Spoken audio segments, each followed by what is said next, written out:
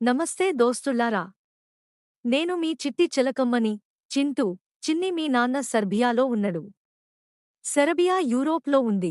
దోస్తులారా, నేను బ్రిటిష్ పోలీసుల చేతికి చిక్కను. నా చివరి గుండు నాకోసం అని తన చావుకి తూటా సైతం బ్రిటిష్వారిది కాకూడదని తనని తాను కాల్చుకున్న గొప్ప స్వాతంత్ర్య సమరయోధుడు చంద్రశేఖర్ ఆజాద్ గురించి తాత వినిపిస్తున్న పురాణంలో తెలుసుకోండి. బామ్మ ప్రశ్న. బామ్మ ప్రశ్నకు సమాధానం సమయం. చింటూ పజిల్.